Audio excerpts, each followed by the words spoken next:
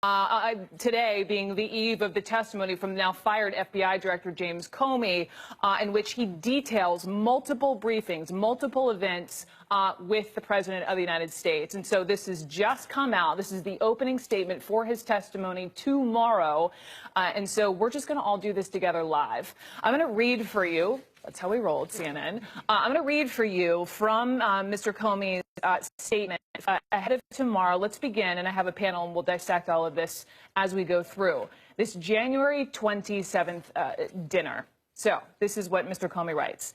The President and I had dinner on Friday, January 27th at 6:30 p.m. in the Green Room at the White House. He had called me at lunchtime that day and invited me to dinner that night, saying he was going to invite my whole family, but decided to have just me this time, with the whole family coming the next time. It was unclear from the conversation who else would be at the dinner, although I assumed there would be others. It turned out to be just the two of us, seated at a small oval table in the center of the Green Room.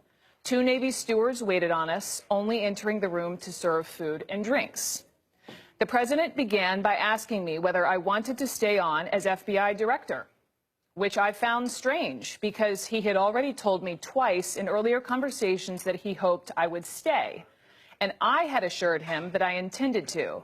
He said that lots of people wanted my job, and given the abuse I had taken during the previous year, he would understand if I wanted to walk away. James Comey goes on. My instincts told me that the one-on-one setting and the pretense that this was our first discussion about my position meant the dinner was, at least in part, an effort to have me ask for my job and create some sort of patronage relationship. That concerned me greatly, given the FBI's traditionally independent status in the executive branch. I replied that I loved my work and intended to stay and serve out my 10-year term as director. And then, because the setup made me uneasy, I added that I was not, quote, reliable in the way politicians use that word. But he could always count on me to tell him the truth. I added that I was not on anybody's side politically and could not be counted on in the traditional political sense, a stance I said I was in the best interest of the President. A few moments later, the President said, and I'm quoting James Comey, "I need loyalty. I expect loyalty." I didn't move, speak, or change my facial expression in any way during the awkward silence that followed. We simply looked at each other in silence. The conversation then moved on, but he returned to the subject near the end of our dinner. At one point, I explained why it was so important that the FBI and the Department of Justice be independent of the White House. I said it was a paradox. Throughout history, some presidents have decided that because problems come from justice, they should try to hold the department close. But blurring those boundaries ultimately makes the problems worse by undermining public trust in the institutions and their work.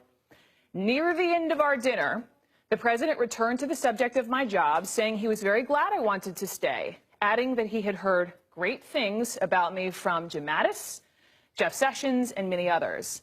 He then said, "I need loyalty." I replied, "You will always get honesty from me." He paused and then said, "That's what I want, honest loyalty."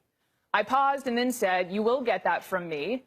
As I wrote in the memo I created immediately after the dinner, it is possible we understood the phrase honest loyalty differently, but I decided it wouldn't be productive to push it further.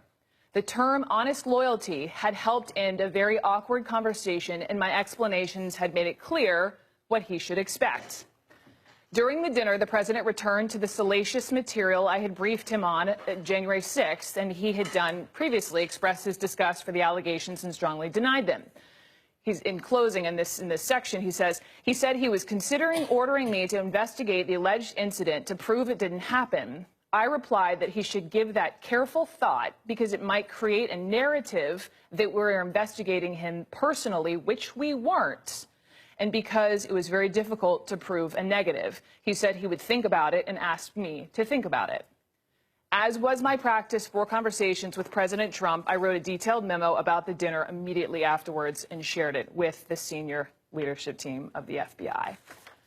And that is just a portion of all these pages we now have from James Comey ahead of tomorrow.